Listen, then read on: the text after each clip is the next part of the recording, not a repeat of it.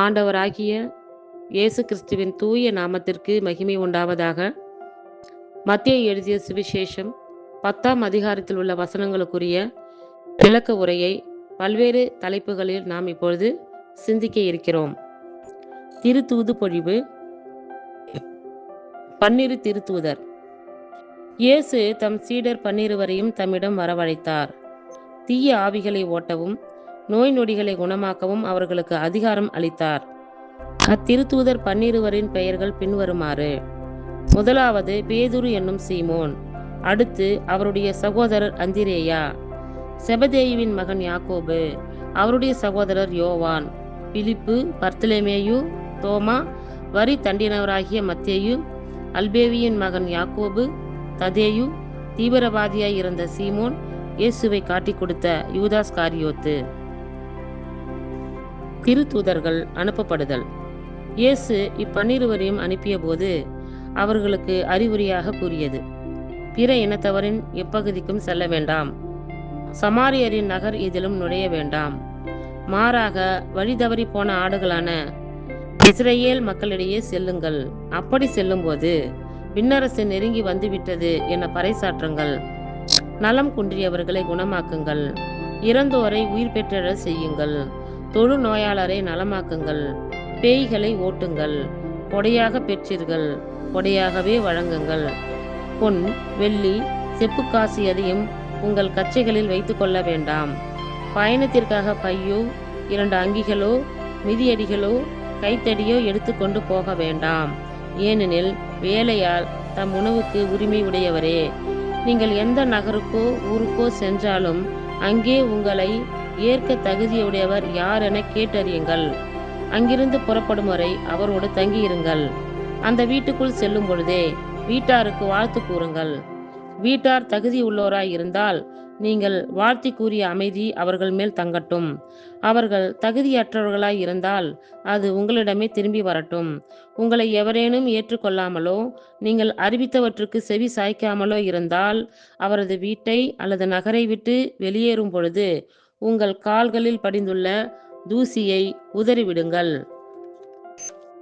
தீர்ப்பு நாளில் Sodom Gomorrah பகுதிகளுக்கு கிடைக்கும் தண்டனையை விட அந்நகருக்கு கிடைக்கும் தண்டனை கடினமாகவே இருக்கும் என நான் உறுதியாக உங்களுக்கு சொல்லுகிறேன். அனுப்பப்பட்டவர் அடையும் துன்பங்கள். இதோ, ஓநாய்களிடையே ஆடுகளை அனுப்புவதைப் போல நான் உங்களை அனுப்புகிறேன். எனவே பாம்புகளைப் போல முன்மதி உடையவர்களாயும் புறாக்களைப் போல கபடற்றவர்களாகவும் இருங்கள். எச்சரிக்கையாக இருங்கள். ஏனெனில் மனிதர்கள் உங்களை யூத சங்கங்களிடம் ஒப்படைப்பார்கள். தங்கள் தொழுகை கூடங்களில் உங்களை சாட்டையால் அடிப்பார்கள். என் பொருட்டு ஆளுநர்களிடமும் அரசர்களிடமும் உங்களை இழுத்து செல்வார்கள். இவ்வாறு யூதர்கள் முன்னும் பிற இனத்தவர் முன்னும் சான்று பகர்வீர்கள். இப்படி அவர்கள் உங்களை ஒப்படைக்கும் போது என்ன பேசுவது, எப்படி பேசுவது என நீங்கள் கவலைப்பட வேண்டாம். நீங்கள் என்ன பேச வேண்டும் என்பது அந்நேரத்தில் உங்களுக்கு அருளப்படும். ஏனெனில் பேசுவோர் நீங்கள் அல்லர், மாறாக உங்கள் தந்தையின் ஆவியானவரே உங்கள் வழியாய் பேசுவார். சகோதர சகோதரிகள் தம்முடன் சகோதர சகோதரிகளையும் தந்தையர் பிள்ளைகளையும் கொல்வதற்கென ஒப்படைப்பார்கள். பிள்ளைகள் பெற்றோருக்கு எதிராக எழுந்து அவர்களை கொல்வார்கள். என் பெயரின் பொருட்டு உங்களை எல்லாரும் வெறுப்பர். இறுதி வரை மன உறுதியுடன் இருப்போரே மீட்க பெறுவர். அவர்கள் உங்களை ஒரு நகரில் துன்புறுத்தினால் வேறொரு நகருக்கு ஓடிப்போங்கள். மானிட மகனின் வருகைக்கு முன் நீங்கள் இஸ்ரேலின் எல்லா நகர்களையும் சுற்றி முடித்திருக்க மாட்டீர்கள் என உறுதியாக உங்களுக்கு சொல்லுகிறேன். சீடர் குருவை விட பெரியவர் அல்லர், பணியாளரும் தம் தலைவரை விட பெரியவர் அல்லர். சீடர் தம் குருவை போல் ஆகட்டும், பணியாளர் தம் தலைவரை போல் ஆகட்டும், அதுவே போதும். வீட்டு தலைவரையே பெயல்செபூல் என அழைப்பவர்கள் வீட்டாரை பற்றி இன்னும் தரக்குறைவாக பேச மாட்டார்களா? அஞ்சாதீர்கள்.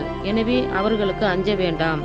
ஏனெனில் வெளிப்படாதவாறு மூடப்பட்டிருப்பது ஒன்றுமில்லை, அறிய முடியாதவாறு மறைந்திருப்பதும் ஒன்றுமில்லை. நான் உங்களுக்கு இருளில் சொல்வதை நீங்கள் ஒளியில் கூறுங்கள், காதோடு காதாய் கேட்பதை வீட்டின் மேல் தளத்திலிருந்து அறிவியுங்கள். ஆன்மாவை கொள்ள இயலாமல் உடலை மட்டும் கொள்பவர்களுக்கு அஞ்ச வேண்டாம். ஆன்மாவையும் உடலையும் நரகத்தில் அழிக்க வல்லவருக்கே அஞ்சுங்கள். காசுக்கு 2 சிட்டுக்குருவிகள் விற்பதில்லையா எனினும் அவற்றுள் ஒன்று கூட உங்கள் தந்தையின் விருப்பமின்றி தரையில் விழாது. உங்கள் தலைமுடி எல்லாம் எண்ணப்பட்டிருக்கின்றது. சிட்டுக்குருவிகள் பலவற்றை விட நீங்கள் மேலானவர்கள். எனவே அஞ்சாதீர்கள். மக்கள் முன்னிலையில் கிறிஸ்துவை ஏற்றுக்கொள்ளுதல். மக்கள் முன்னிலையில் என்னை ஏற்றுக்கொள்பவரை விண்ணுலகில் இருக்கும் என் தந்தையின் முன்னிலையில் நானும் ஏற்றுக்கொள்வேன். மக்கள் முன்னிலையில் என்னை மறுதலிப்பவர் எவரையும் விண்ணுலகில் இருக்கிற என் தந்தையின் முன்னிலையில் நானும் மறுதலிப்பேன். பிளவு ஏற்படுதல். நான் உலகிற்கு அமைதி கொணர வந்தேன் என எண்ண வேண்டாம். அமைதியை அன்று, வாளையே கொணர வந்தேன். தந்தைக்கு எதிராக மகனையும், தாய்க்கு எதிராக மகளையும், மாமியாருக்கு எதிராக மருமகளையும் நான் பிரிக்க வந்தேன். ஒருவருடைய பகைவர் அவரது வீட்டில் உள்ளோரே ஆவர். என்னை விட தம் தந்தையிடமோ தாயிடமோ மிகுந்த அன்பு கொண்டுள்ளோர் என்னுடையோர் என கருதப்பட தகுதியற்றோர். என்னை விட தம் மகனிடமோ மகளிடமோ மிகுதியாய் அன்பு கொண்டுள்ளோரும் என்னுடையோர் என கருதப்பட தகுதியற்றோர். தம் சிலுவையை சுமக்காமல் என்னை பின்பற்றி வருவோர் என்னுடையோர் என கருதப்பட தகுதியற்றோர். தம் உயிரை காத்துக்கொள்ள விரும்புவோர் அதை இழந்து விடுவர்.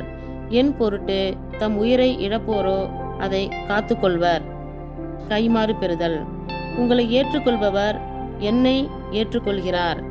என்னை ஏற்றுக்கொள்பவரோ என்னை அனுப்பினவரையே ஏற்றுக்கொள்கிறார். இறை வாக்கினர் ஒருவரை அவர் இறை வாக்கினர் என்பதால் ஏற்றுக்கொள்பவர் இறை வாக்கினருக்குரிய கைமாறு பெறுவார். நேர்மையாளர் ஒருவரை அவர் நேர்மையாளர் என்பதால் ஏற்றுக்கொள்பவர் நேர்மையாளருக்குரிய கைமாறு பெறுவார். இச்சிறியோருள் ஒருவருக்கு அவர் என் சீடர் என்பதால் ஒரு கிண்ணம் குளிர்ந்த நீராவது கொடுப்பவரும் தமக்குரிய கைமாறு பெறாமல் போகார் என உறுதியாக உங்களுக்கு சொல்கிறேன். விண்ணரசின் தன்மை. இயேசு தம் 12 சீடருக்கும் அறிவுரை கொடுத்து முடித்ததும் பக்கத்து ஊர்களில் கற்பிக்கவும் நற்செய்தியை அறிவிக்கவும் அவ்விடம் விட்டு அகன்றார். இத்துடன் 10ஆம் அதிகாரத்திற்குரிய விளக்க உரை முடிவுற்றது. கர்த்தர் தாமே நாம் எல்லோரையும் ஆசீர்வதிப்பாராக. ஆமேன்.